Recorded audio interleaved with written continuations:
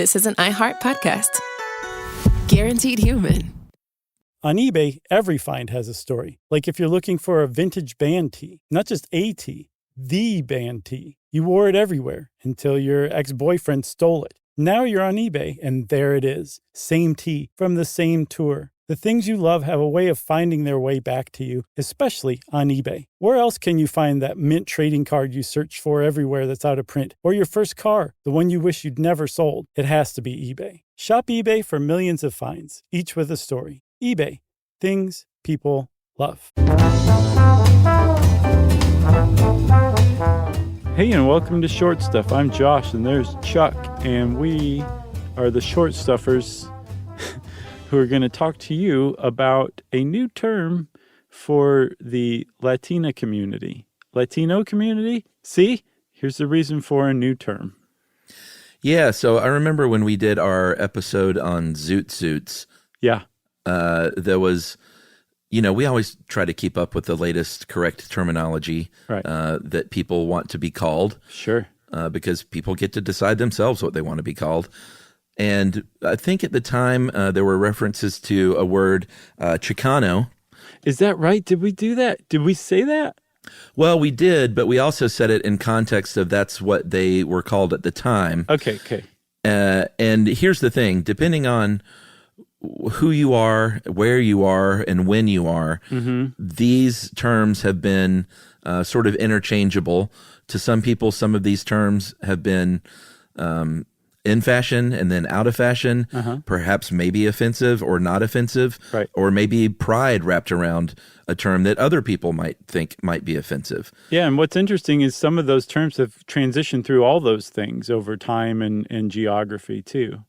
And to know all that, Chuck, is to really be reminded that, when you consider entire racial groups, we tend to think of them as like one collective whole that share all the same similarities and have zero differences. And this is a very important reminder that no, different people consider themselves different things, even within certain racial groups. And then you can take it one step even further and say, oh, well, that would suggest that racial groups are actually a social and cultural construct, not a biological construct. And then you finally arrived at the right frame of mind to be a human being. That's right. I mean, technically, if you really always want to honor a person and do the right thing, you call someone Mexican or Colombian or Honduran or Guatemalan and or Spanish and get very specific with the country that they come from. But we, as humans, like to put a collective name on groups of people. That's just what we've always done. In the 50s, and a lot of this stuff comes from this How Stuff Works article and a historian named Paul Ortiz, who is a professor at the University of Florida, which we won't hold against him. But he points out that in the 50s and even before that, Chicano was a term of derision. Yeah. But then it was kind of adopted and became a term of pride with the rise of a few things, the Mexican student movement in California, the farm workers movement. And people said, you know what, Chicano is a term of pride, term of self-respect. And he likened it to African-American and the term black, how the term black or blacks wasn't very favored for a long time. And then in the civil rights movement, they said, no, black is beautiful. That's who we are and that's what we are. Yeah, I mean, like what better way to deflate the power out of a word that's used against you than to take it on yourself and use it as a name of pride. I mean, that's just like how we're it's podcasters. Right. Which has always been a term of scorn for the outside world, but that's right. We've taken it on with pride. So a lot when we were growing up, Chuck, Hispanic was always the term. I mean, yes. Virtually until just a few years ago, Hispanic. But as time wore on, it went from, those are Hispanic people to those are Hispanic people. And you just kind of got this idea that the term Hispanic had fallen out of favor among the Hispanic community. I knew that. I didn't understand why. And apparently it's because Hispanic has been the longstanding term for the U.S. Census Bureau to describe people who claim an origin or an identity that's associated typically with either Spain or Latin America, Spanish-speaking countries, or the Caribbean, something along those lines. And when you really start to dig into it, and you're like, wait a minute, this is the Census Bureau's kind of jumbled definition? Yes, it is, which again reinforces the idea that racial groups are not homogenous groups. They're made of a bunch of different people. It just so happens that there's a bunch of different people from a bunch of different backgrounds who claim this kind of the same cultural identity. Yeah, and Professor Ortiz points out with Hispanic, he said where he lived, he was raised in California and Washington State. He said Hispanic wasn't a popular term because of that, because he said the elders in his community would say, no, this is the government putting this name on us. But he said in Florida, he said Hispanic as a term was embraced by Floridians. Yeah, right. So like I said earlier at the very beginning, it depends on kind of who you are and where you are as to kind of what you prefer. And that brings us to a break, and we'll reveal the new mystery name that really isn't a mystery because everyone already knows it by now, right after this.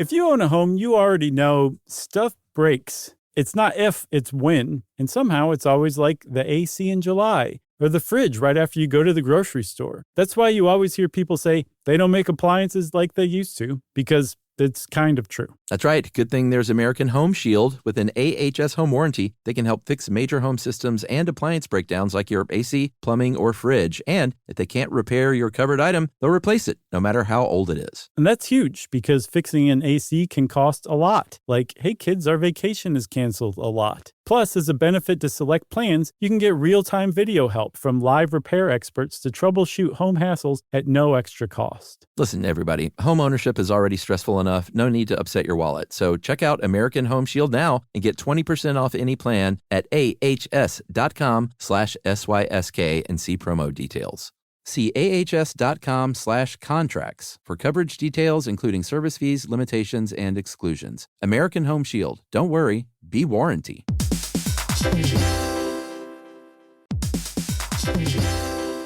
Hey everybody, we want to talk to you about The Big Bang Theory. That's a show that became one of the most defining sitcom of its era and really built a fan base around its memorable characters and unique group dynamic. That's right, which is why we think you'll enjoy the official Big Bang Theory podcast. It's back, covering seasons 3 and 4 of the show. Host Jessica Radloff sits down with crew and cast members like Kunal Nair, who plays Raj, Mayim Bialik, who plays Amy, and Kevin Sussman, who plays Stuart. That's right. You're going to learn all about the Easter eggs you may have missed, behind-the-scenes stories, and how certain real-life relationships shaped some of the most memorable storylines. Yeah, there's cast reflections years after the series aired and expanded content around famous episodes and storylines. It is exactly what you're looking for if you're a fan of The Big Bang Theory. The season is on video, so watch the official Big Bang Theory podcast on HBO Max, or listen wherever you get your podcasts, and stream episodes of The Big Bang Theory on HBO Max.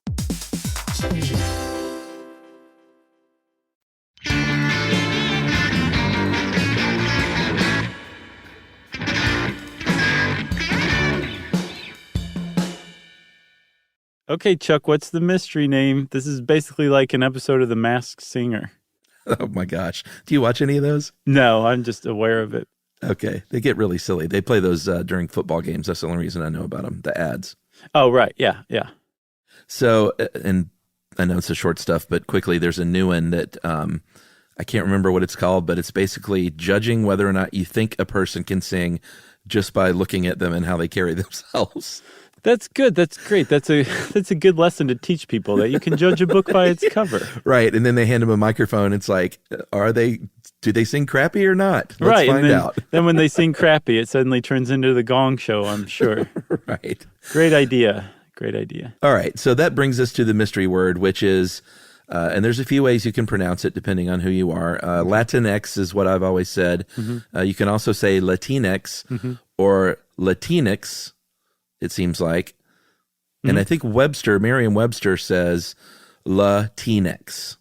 Right. So you're either basically saying it as one word or two words. Paul Ortiz says it as two words, like Latin and then the letter X, Latin X. That's what I've always said. Yeah, that's what I've always said too. And then somebody, I don't know who pointed it out that it was that no, other people pronounce it like Latinx or something like that rather than Latino or Latina, Latinx. And that's the explanation. Yeah, the whole point of all of this is that it's meant to be a gender neutral, totally inclusive word for people who identify as Latino, Latina, Hispanic, Chicano, even however you identify. That this is this big encompassing word. There was a Pew survey that was done that said traditionally, or at least now, most people, like you were saying, prefer to be identified as Guatemalan or as Brazilian or as Haitian, wherever you're from. That your nation of origin is your, that's how you identify with. But there is a growing group, especially younger American-born English-speaking people who identify as what the Census Bureau would call Hispanic, that are adopting this term Latinx or Latinx to make it more inclusive, which I think is cool. Yeah, and as Ortiz puts it, he said he kind of sees it as a bridge building term to kind of unite people. And, it's up to the individual what they prefer to be called, if you ask me. Right. I definitely see how referring to someone's country of origin can be a nice specificity, but I also see the value in people coming together as a whole and saying, we're a big worldwide community and we are Latinx. Right. And that's meant to, apparently Latino was also, that was very widely used, Hispanic, Latino. That was like a transition word for sure from Hispanic to Latinx or Latinx. Latino definitely made that kind of bridged those two together. But apparently Latino came to be widely associated specifically with people who whose country of origin is Mexico, right? And there's plenty of people from other parts of Central and South America who say, well, I'm not from Mexico, so that one doesn't really apply to me, which is why Latinx is that bridge building term for a lot of people. For the time being, though, it's got a lot of ground to cover before it becomes widely used, again, according to Pew, right? Yeah, I think they did a survey just this year, actually just this August, so very recently. Is it still 2020, actually? Who knows? I think 2020 is now eternal damnation year, so it will be going on forever. All right. So yes, the answer is yes. Yeah, it's been 2020 for 7 years now. And this survey said that about 23% of Hispanics have even heard the term. That surprised me. And only 3% use it. That kind of surprised me too. Maybe it's the circles I run in, but I've heard it a lot more than that. Well, I think one of the reasons why it seems like there's more people who would adopt it is because the people who do use it tend to be the most vocal on like social media, the most present, the most... yeah, they're younger. Like they're out there a lot more than say like their parents or grandparents or even older siblings. Yeah, they're out there for sure. So they have a much larger voice. They have a disproportionately large voice. How about that? What I've seen is some people are like, well, no, I prefer Latino or I prefer Latina. Some people say, well, no, I'm totally down with the gender neutral thing. But Latinx, like X just kind of flies in the face of Spanish as a tongue. So why don't we go with Latine, an E with the accent? What's the accent called? No, I don't know. But with an accent over it. You know, you've seen it before.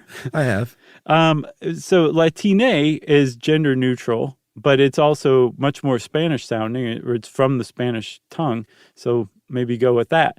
And I think everybody who's already on board with Latinx says, just be quiet. We're going with Latinx. X is cool. Yeah, it's totally cool for sure. It's definitely got a cool term. But I remember also when we did our quinceañera episode, we were exclusively saying Latinx, I believe. And some people wrote in and said, hey, not everybody is down with that in the Latino community or Latina community. And it was good to be reminded of that yes, when you're talking about entire groups of people, just remember they don't all agree on everything. No matter whether they're white, black, Latinx, Hispanic, Asian, doesn't matter. They're all very different people and we're all different when it comes down to it. We're all individuals and maybe that means we can all get along a little better. Yes, and at the very least, we can defer to them, for goodness sakes. Yeah, when you meet somebody who you would say, oh, this person is of Latinx heritage, you could leave it to them by saying, it's really great to meet someone of... Yeah, and, and then let them fill in the blanks. Exactly. So there you go. Go forth and think about things a little more and stop pigeonholing everybody. Okay? Okay. Short Stuff Then is out. Stuff You Should Know is a production of iHeartRadio's How Stuff Works. For more podcasts from iHeartRadio, visit the iHeartRadio app, Apple Podcasts, or wherever you listen to your favorite shows.